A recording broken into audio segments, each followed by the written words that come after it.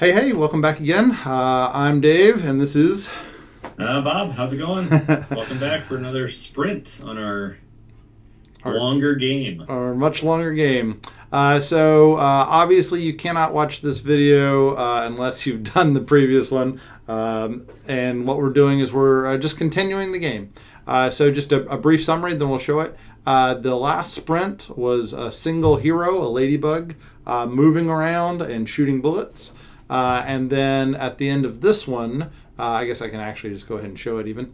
At the end of this one, we're going to have a Ladybug walking around, shooting bullets, and then a single enemy that comes out.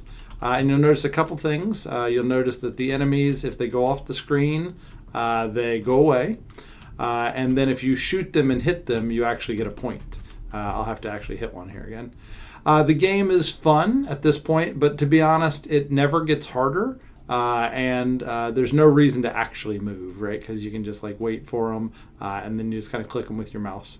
You'll also notice. Actually, Go sorry. ahead. No, go ahead. No, I was just going to ask, do we also lose a point if the crab successfuli makes it to the other side? We probably should, but in this version we didn't. So in this version, do that yet? I think that we'll when we do it, Bob. I think we will add that because I actually kind of want to lose a point if they make it across and you don't destroy them. I honestly didn't remember if we did it at all, and if we had done it, I didn't remember if we had done it in this sprint. So I think we did do it eventually, but we forgot to do it in the sprint. That's what I think honestly happened. Gotcha. All right, so let's go back. So that's the end sprint 2, but the one we're making is this video here, and so this is where we're currently at, and where you should be at too. And so if you play your game, you should have a hero, but no enemies coming, right? And you should be able to walk around with WASD. We did this last time. You should be able to click your mouse button, and it fires bullets, and we did that last time. Cool. You ready to add an enemy? Yeah, I think the only other limitation we had is that we could not fire more than 5 bullets. Is that right? Yeah, we had good a call. limit on how many bullets we could fire. Yeah, so if I go click real fast, you'll notice that only 5 are cruising across. Yeah, good memory. All right, let's add an enemy. Your enemy can be any enemy you would like. We're going to use a built-in sprite. We're going to use the crab. And the reason that we're picking the crab is we happen to know the crab has at least 2 animation states. And he's got those little pinchers, which I think will be fun. So let's go ahead and choose a sprite. And I'm going to look for an animal. I'm going to look for the crab. You can tell that he's got this animation because if you hover over him, you can see him doing this little crabby thing, right?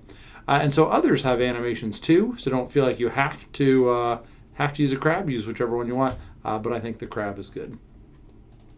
All right, the crab is just a little on the big side.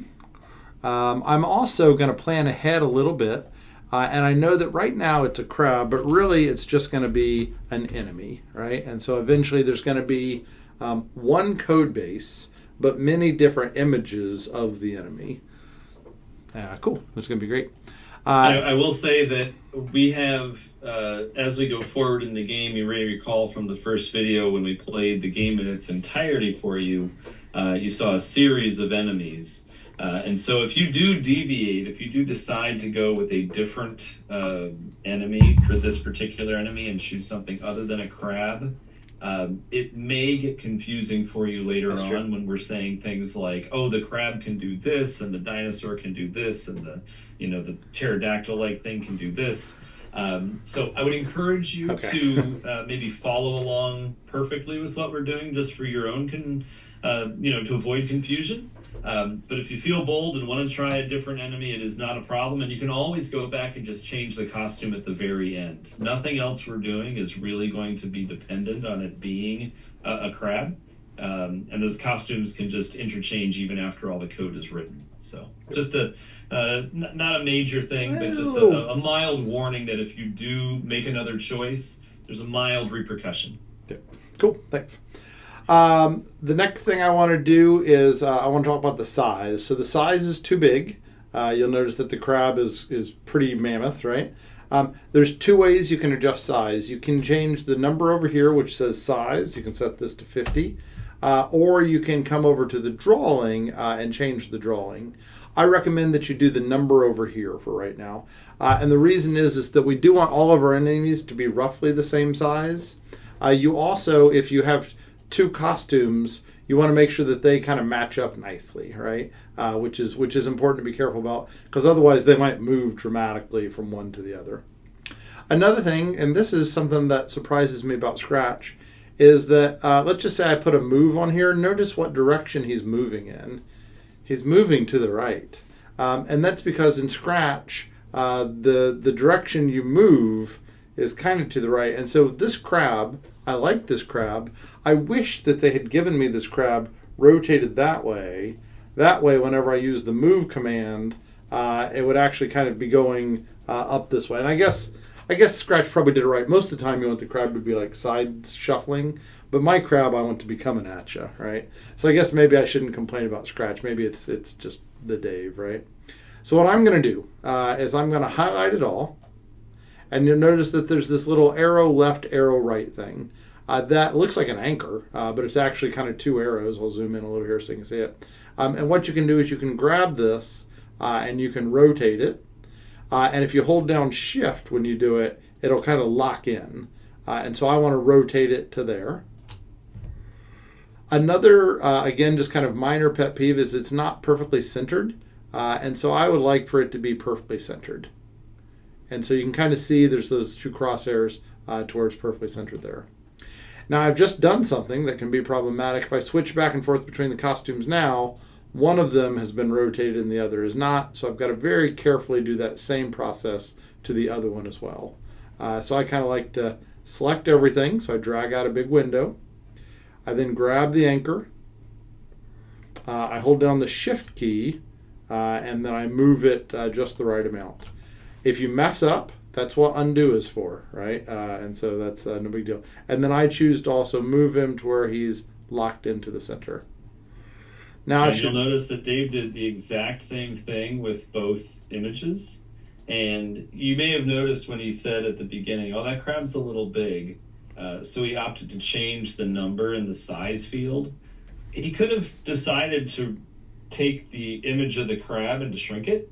But then he would have had to have made sure that each crab was exactly the same size, or that animation was just going to look really funny. So it was a little safer to change the size number, and then the rotating exactly 90 degrees, if you're holding the shift, and the centering are all easily duplicatable things that you can do with both of the costumes.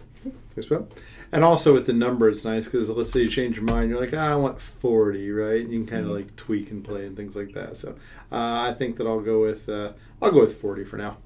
All right, so now I have a crab, and so now I'm ready to do some code for this thing. Now, one thing you'll notice about the crabs is that when we played before, it's entirely possible to have two crabs on the screen at a time, right? So you can see there's two of them right there. And whenever you see that, I mean, that's an obvious sign that we're using clones, right? And so we're going to be going into the clone mindset, kind of like we were in the bullet. Whenever you do the clone-like mindset, you typically have two events, right? You've got the when the green flag clicked, and then when I start as clone. And that same mindset is going to work out here. So I'm going to have a when green flag is clicked. That affects just the original. And then I've got the cloning event, which is down to the bottom of control, when I start as clone. Cool. And so those are two things that we're going to do with an enemy here. So usually the original, and we may put these like slightly different places, but usually the original you want to hide, and then the clones you want to show. So it's kind of funny that the original, he may do stuff, but you typically don't show him. You just show the clones, because the clones are going to have like the forever loop that does things. So the main job of the original is to make clones. And so he's going to be hidden by default. But what he wants to do is he wants to make clones. Where do the clones start? So if we just kind of observe the solutions here, the clones start at the edges. So you can see that, and they're pointing.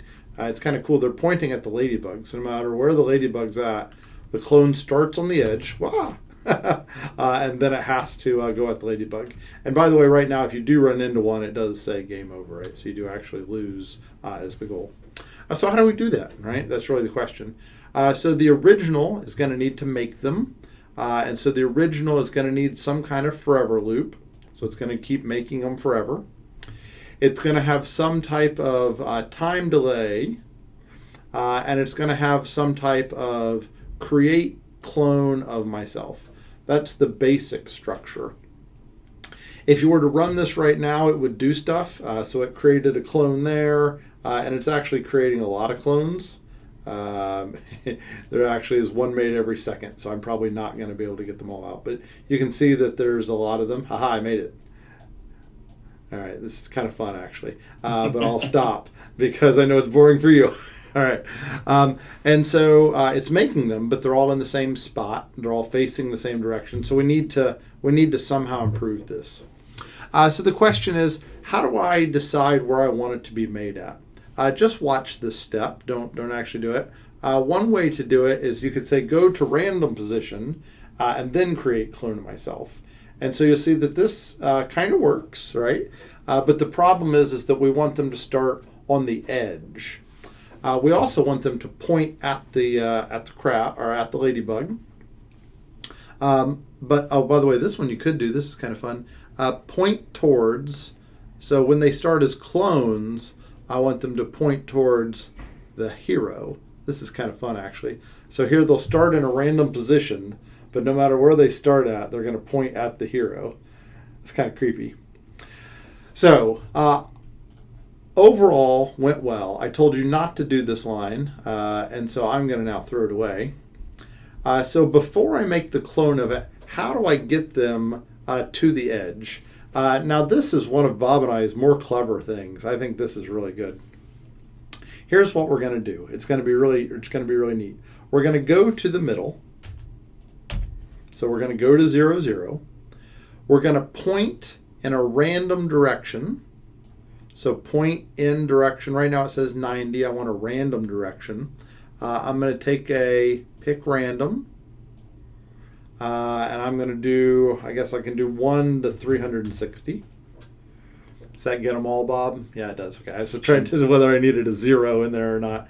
0 would have gotten the same. You would have been 1 361 more likely. Of having exactly. Yeah. So, all right. So start in the middle, pick a random angle, and then move a whole bunch. And the amount we want to move is from the middle. It's 240 to this side.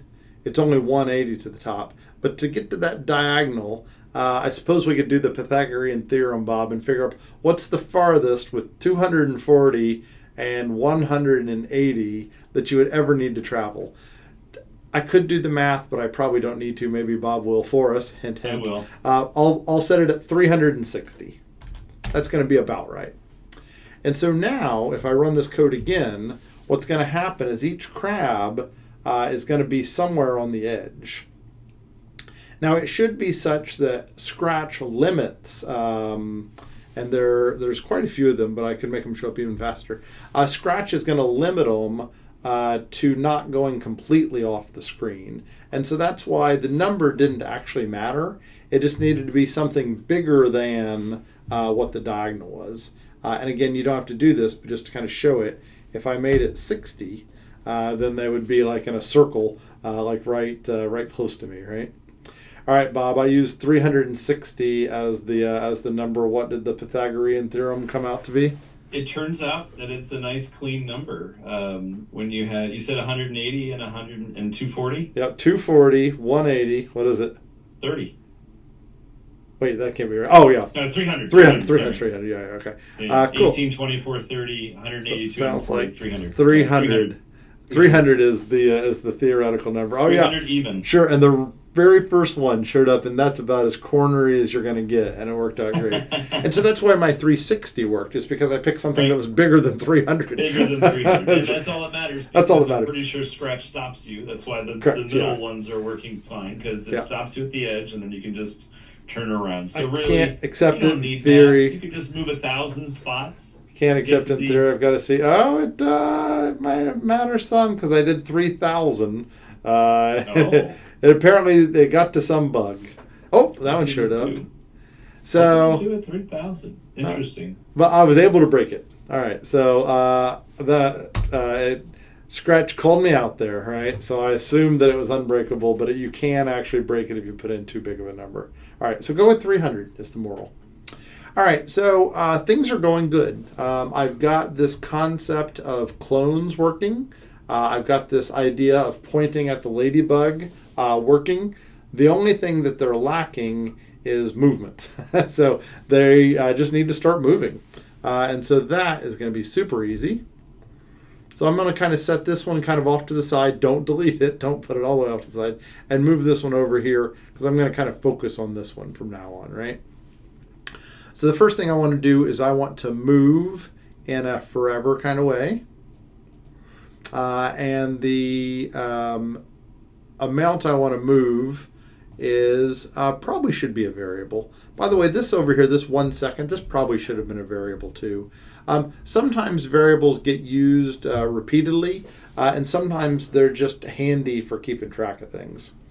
So what I'm going to do is I'm going to make 2 variables, and I'm going to use this as an opportunity to teach you about for all sprites versus for this sprite only, and what's the difference to that. People always ask me that. So here you go. Just here's what I'm talking about. Click on variables, click on make a variable, and students always ask me, what's the difference between for all sprites and for this sprite only? And I usually say, you know what, it doesn't matter, just pick whatever you want, and we'll someday we'll teach you what the difference is. Today's the day, right? So today's the day. So let's go ahead and make one called the enemy spawn time, and you can leave spaces if you want or not. It doesn't really matter. This is the enemy spawn time. This is going to be for all sprites. So what happens when you say for all sprites? Well, first off, anybody can change it, right? So that's the most obvious thing. So anybody, anywhere can change it, right? That's and there's only one of them total. Like in the whole game, there's only one. So the enemy spawn time is a thing. What I'm going to do is I'm going to set right here. I'm going to set the enemy spawn time to 2. Because 2 seconds is probably plenty. And I'm going to stick it in right here. So this game, you'll notice no enemies come for the first 2 seconds. And whoa! I forgot I'd added that code. And then starting at 2 seconds, they come shooting through me, right? You'll notice that one you can still see his tail. Oh, that one's kind of like gliding off. So some weird things happening, right? But that's okay. That's fun. So anybody can change that. There's only one of them total. Now let's make another variable. So create variable. This one's going to be for this sprite only. And so I'm going to call this, I'm going to call it enemy speed to help you.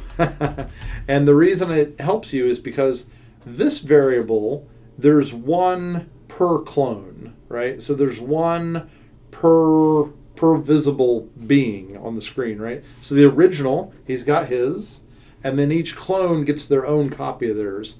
And there's 2 things that change. One thing that changes, only that person knows the variable, only that person can change the variable, only that person can use the variable, and the more important is, every person's variable is different.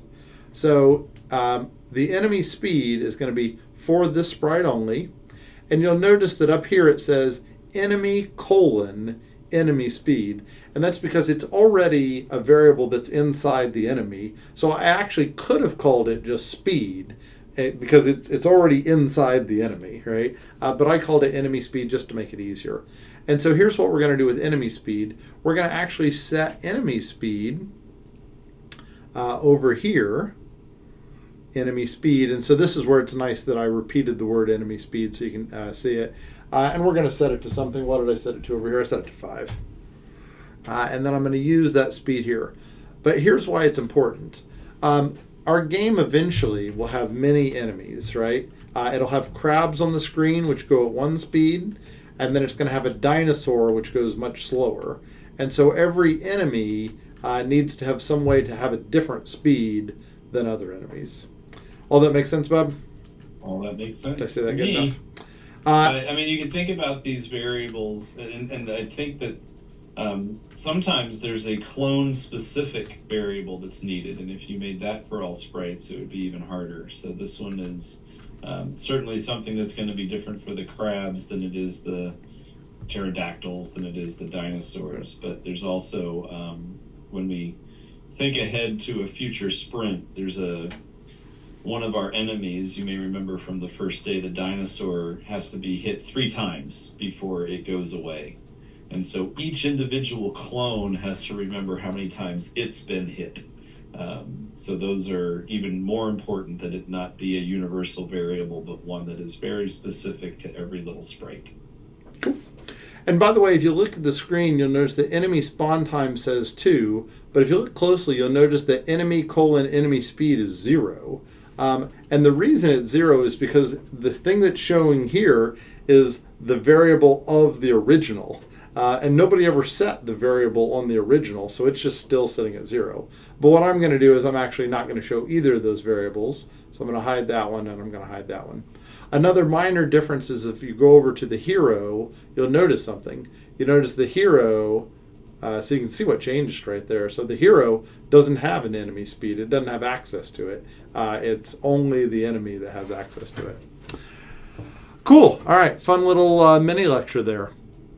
Let's make the enemies do some stuff. All right, so there's 2 things we want the enemy to do. I feel very different, Dave. Yeah, I feel different too. Something's changed. Something's different. The keen observer may realize that we are shooting on a separate day, so it's important. It's important to take breaks. All right, so there's 2 things that we want the enemies to do. Number 1 is when they hit the hero, the game should end, right? Like that should be the end. The other thing that we want the enemies to do is notice when they get to the edge, they kind of like, they don't go away. They just kind of like hit the edge and then kind of glide down the edge, which is kind of neat, but is not really our goal. And then they will collect in the corner. Also, if you were to wait until like 300 enemies went by, there you go, that one got stuck pretty good, then you would stop creating them, because really you always need to clean up your clones once they're done. So that's what we're going to do first. So let's clean up the clones. So when they hit the edge, when they hit the far edge, we want them just to delete themselves, go away, and potentially we'll charge a point or something like that. So let's go and write that code. So where do I want to put it? In the forever loop. I'm going to do it the naive way first, and we're going to get some surprising results. But here's the naive way. If, and then in sensing, there is a if touching edge somewhere, I think. If, where was it? Was it in move? Touching mouse pointer, I think you can drag down to edge. I think you were there. That's what it was. I think you were in the right spot. Thank you, Bob. I think so. Touching edge. There you Yep. go. Master of Scratch over there. Yeah. So if touching edge, then what we want to do is we want to delete the clone. All the cloning stuff is in the bottom of control. Delete this clone. So now, Dave mentioned that this is going to have a problem. This is one of those moments where if you're so inclined, pause and think about, what is this code going to do? A lot of times when we want to debug code or troubleshoot code, we have to really think like the compiler, think like the computer, interpret each line. So if you think through what might happen to this clone when it reaches that line, if touching edge, delete this clone, what do you think the problem's going to actually be? It's a big problem. When I run it, you probably won't, that won't help you any, but if I hit go... Where'd all the crabs go, Dave? It was a big problem. You're right. How do they ever get to you? Where do they start? Whenever you do something like that, like you could just take that code out and say like it worked without it, right? And yeah, it works without it. But yeah, so Bob said the trick. Where do they start? And if you watch every one of these clones, they actually start on the edge, and then they go across to the other edge. But we're catching that first edge. Yeah, there's no if reaching edge at end of travel choice. There's really just touching edge. Yeah, so you need to come up with some solution to this problem. And I mean, this is what makes programming really fun, is you run into bugs and then you figure out how to fix them. And so there might be a really elegant solution, or maybe you'll just, the first thing you think of will get it done good enough. The first thing that I thought of is the difference between this first edge and this second edge is that they've traveled some. And so what I thought might be good is to keep track of a variable for like how far they've traveled. And then if they've traveled like at least like 50 pixels, then they could potentially be deleted. So that's a little bit of trouble, to be honest, but you can tell that it's necessary because without it, your game doesn't do anything, right? So here's what I'm going to do, and you should do this as well. So go to variables. We're going to make a variable. Now this variable is going to be how far they've traveled. And the most important thing with this variable is that it's going to need to be unique for each sprite. So every clone is going to get their own copy of this variable. Now you can really see the impact of that variable thing. And I'm going to call it enemy distance. I could do enemy distance traveled, but I think enemy distance will get the job done. All right, so when you're created as a clone, you initially can set, I don't want to set bullet counter, I want to set, ooh, look at all these variables we're getting. I want to set enemy distance to 0. And then every time I move, I'm going to change it. So I'm going to find the change here. I'm going to change enemy distance by however far they move. The enemy speed seems like a good thing. So now I'm just going to track it. By the way, each clone is going to have their own copy of this, so there's no value in showing it. The only thing that would show is that would show the original, and the original doesn't change. Now, if I wanted to, I could add another if statement. So I'm going to go to control and find another if statement. And this if statement is going to check to see that I've traveled at least so far, right? So I'm going to get an operator. And I'm going pretty quick, but you can always pause me, right? I'm going to get an operator that checks to see if that distance traveled is greater than, sure, 50 is fine. To be honest, the screen is positive 240 to negative 240. So, I mean, like, you should travel at least, even if you're going vertically, you should travel at least 300. So really this number could be anything, just so long as it's bigger than 50 and smaller than, say, I don't know, 200. I'm going to make it 100 this time. And then if that's all true, then I know that I'm at least off the first edge. Now I can put this code back inside of here, right? So now it should let them actually get off the edge. So they have to travel 100 pixels before they can be deleted. And then when they get to the far edge, they do delete kind of quickly, but you know what? I'm willing to live with that, right? So they delete like the first pixel that like touches the edge, they're gone, right? I can deal with that. It's funny, this reminds me of like submarines and torpedoes. Like there's like movies where like the torpedo didn't get a chance to arm. I don't know why I thought of that. But they have to travel so far before they can be deleted. By the way, you can, if you just want to, if you stand right in the corner, you can actually still see sometimes that they'll travel less than 100. Oh yeah, there was one. Like he traveled right along the edge. So there are a couple little bugs with it, but I can handle these bugs, right? So like they'll travel 100 and then they'll disappear, right? All right. Pretty happy with number one. Do you get a sense, is it even possible to know, are they going to keep traveling? In other words, you said they'll travel 100. Or is it your thought that these are eventually deleting? Or is there a way that this game could actually be broken by getting enough of them that touch the edge prior to moving 100 and then they're technically not moving anymore? Or are they behind the scenes gliding? In other words, could we accumulate 300 clones that would then cause the game to break? Yeah, no way. So like if you were to put them over here, I mean like you get at most like one on at a time, right? So you're saying that these are eventually getting deleted? Oh yeah.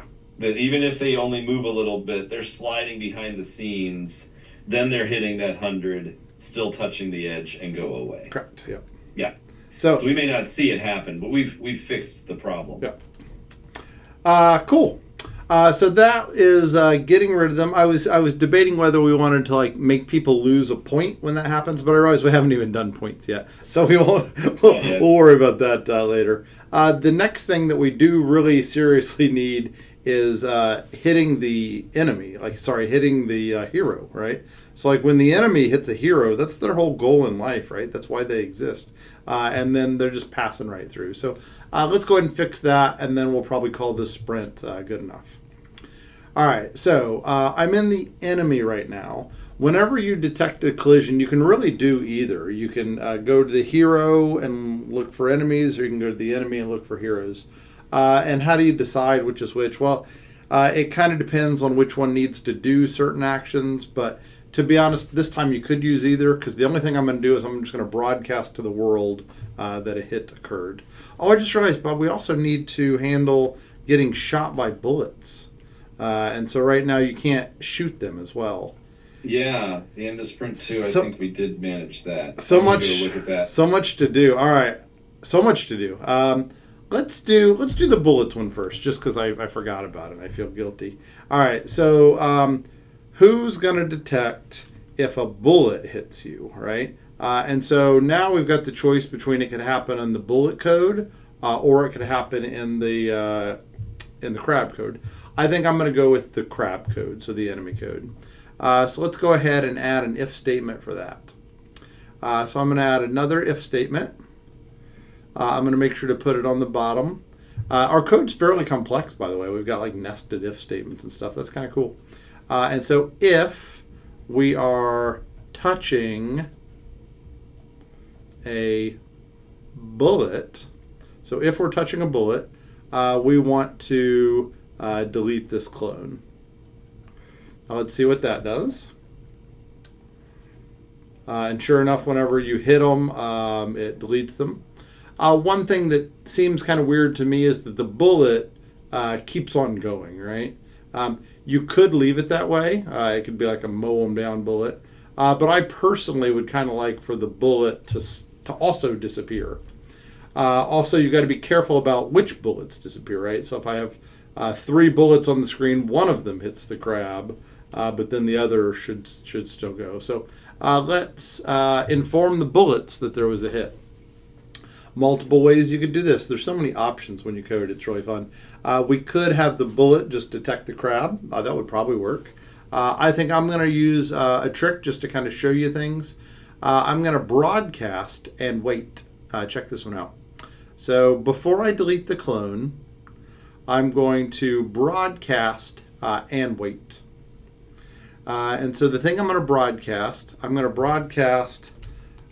bullet hit enemy. That's very clear. It's a collision between a bullet and an enemy, right? You could either order is fine, right? So enemy hit bullet or bullet hit enemy, same. So I'm going to broadcast. And you'll notice if you're really observant, it says and wait. That and wait, what does that do? We've never actually used that before in any of our videos. What it does is it does the broadcast, and it doesn't run the next line of code until all the listeners finish their little script. So people who listen to this, it should be a quick little thing they do, and then after they're done, you can delete the clone. Also, Bob, it's driving me nuts that we're not doing score. Let's start doing score after this. Do we do score in this? No, I guess not. Sorry, once you caught what you were doing, I didn't actually check the end of the second one, so I will tell you in less than a minute. Well, I'm going to go do it in the bullet removal of themselves, and then I'm going to do score, because I like to keep score. All right, so the bullet is the one who should be listening. There's a score at the end of Sprint 2. Okay, cool. So yeah, we should add a score. The bullet's the one that should be listening for bullet hit enemy. And what he's going to do is he's just going to check to see if he's the one, right? So if I am the one who is touching the enemy, so if it was me, then I will delete myself. And then also there's a bullet limit. You can see here where we changed the bullet counter by -1. Let's go ahead and do that as well. So change the bullet counter by -1. Because otherwise, every time you hit somebody, you're going to have fewer bullets to fire, right? So let's go ahead and see if this works. So if I shoot him with multiple bullets, it looks like it did not work. So it looks like it just plowed right through him. So I guess the question is, why did that not work, Bob? Because I said if I'm touching the edge. If I'm touching the enemy. Enemy, yep. E words. Tricky. There we go. Much better. And I think there was a sound effect there, but I think it was made by Bob. Is that true? I don't know if I made a sound. I might have. Cool. I know that we haven't added sound effects to the code and aren't really scheduled. So if you shoot 2 bullets at them, only one of them deletes, and so I'm pretty happy with that. All right, let's go out of score, though. So we've had a couple things where I think there really should have been some score things happening. So let's make a variable called score. Score is going to be global for all sprites. There's only one score, right? And so what I want to do is I want to start the score at 0. I think the hero should do that. I don't know, it just feels like a hero type of job. And so I'm going to set the score to 0 at the start of the hero. And then there's various events we've had here. If an enemy gets away, that's no good. That should hurt your score. So here is if an enemy gets away. So an enemy made it to the far edge. If that happens, I want to take your score down by 1. And then if you hit an enemy, so like you shoot an enemy that's right here, that should change your score in a positive way. So letting them get away is -1, shooting them is +1. So let's just see, I've got a score up there now, so I'm going to shoot that one, shoot that one, shoot that one. Now I'm going to let one go. So I'm at 3, and then when he goes to the edge, I go down to 2. When he goes to the edge, I'm at 1. Here I'm at 0. And by the way, I'm still dodging them, just because I thought that I should. But actually, if you don't dodge, they just go right through you. All right. Last feature, I promise. Feature. I got one more for you as I was glancing at the Sprint 2. No, this is an easy one. And we can even ask the viewers, because in the first part of this video, almost said last video, for us it's the last video. In the first part of this video, we mentioned that we picked the crab because it had this nice feature where it had 2 different costumes. One with the claws open and one with the claws closed. And so when it moved, if you look at the first video that we did, when you saw the final solution, you noticed that the crab, as it moved, kind of had its pinchers going. So in about 5 video seconds, Dave's probably going to go ahead and add this code. If you want to pause it and think about how you would do this, now's a good spot. I know how to do it. So I just want the next costume. So I'm going to move a little, switch to the next costume.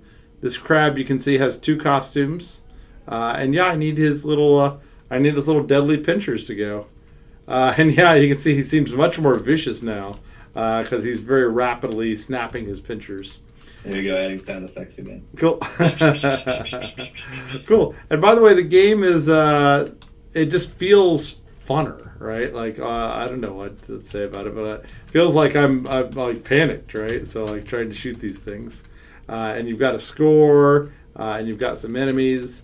The only thing that's not fun about the game is it never gets harder and people just don't kill you, right?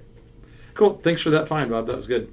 Yep. All right. Let's add enemy hit hero. So we're going to do another if statement. I'm going to do it in the enemy again. So I've got a if statement. I've got a touching. And I'm worried about touching the hero this time. So one thing I'm going to do is I'm going to broadcast, just because everybody needs to know this message. So I'm going to broadcast, and I'm going to broadcast a new message, and I'm going to call it enemy hit hero. Sometimes the hero walks right into it, but either way, we're going to call it enemy hit hero. So this person broadcast it. One clone does the broadcast. All the other clones hear it. And the bullets hear it as well. And so what I'm going to do is I'm actually going to do very little inside of here. Because to be honest, it doesn't matter which clone did the hitting. All clones need to respond to it. And so I'm going to have a when I received. This is in the enemy. When I received enemy hit hero. Now you would think that the enemy would already know, but it's, again, because there could be 10 clones on the screen, they don't know. So I'm going to broadcast it here, and one of the people listening to it is me. And then what do you want to have happen? You could delete them. They could just disappear, or they could just stop moving, right? So usually what I like to do is I like for the game ends for them to stop moving. So I'm going to grab this stop all, and I'm going to zoom in on it now. And instead of stopping all, I want to just stop other scripts in the sprite. Scripts in this lingo is like here's a script, here's a script, here's a script. So that means that the original will stop making clones, and then all the clones will stop moving. And so now if I run it, I'm going to try to make it to where there's at least 2 on the screen. Oops, I should just let myself get hit. You can see that the moment he hits me, they both stop, which is good. So that stopped the enemies, which was good. You'll notice the Ladybug's still safe to travel around. And the next thing I'm going to do is stop bullets, right? So if I have a bullet that's going, you can see the bullet keeps on traveling. I'm going to have the bullets do the same thing. So the bullet, since it's the exact same, one trick you can do is on the enemy, it's literally the exact same. So you can drag it from the enemy and put it on the bullet, and see that little wiggle? When you let go of it on the little wiggle, it copies it. So it's still in the enemy, and then it's also on the bullet. So now, if I have a bullet in mid-air flight, you can see that the hero or the enemies all stop and the bullet stops. The last person to respond needs to be the hero. So the hero is going to also, in events, when I receive, so everybody cares about this, when I receive enemy hit hero, I am going to immediately stop other scripts in the sprite. So I can't keep walking around, right? And my keyboard will be locked up. I'm going to say something. I'll probably say like game over. I'll say it for like 3 seconds. And then I can go one step farther and I can stop all at that point. And stopping all basically is just like pressing the stop button. So now, if I play, I can shoot people and score points. That's all well and good. But then whenever I die, it says game over, and then after that, it stops the game. Cool. I think that's it. I think we made it through Sprint 2, Bob. Yeah, we had a more of a philosophical conversation about where variables get initialized. I was just glancing at our code and your code, our final version that I think you probably we end up sharing with you all watching.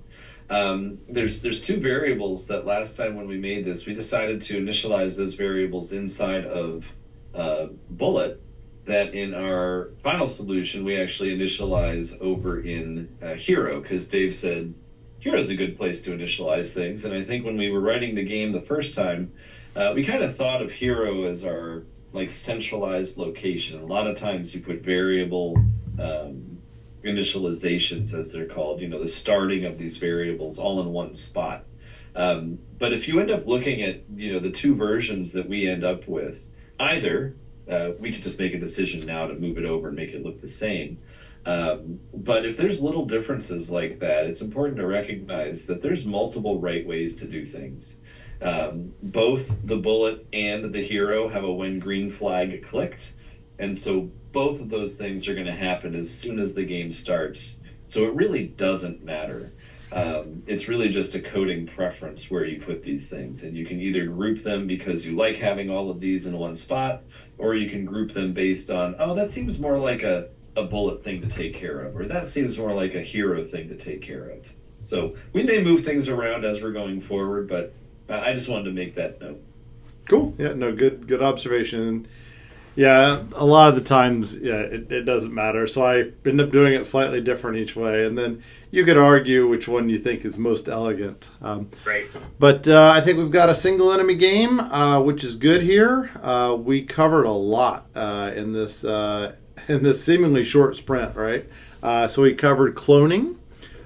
We, for like the best time ever, discovered that the difference between those 2 radio buttons when you make a variable is really significant.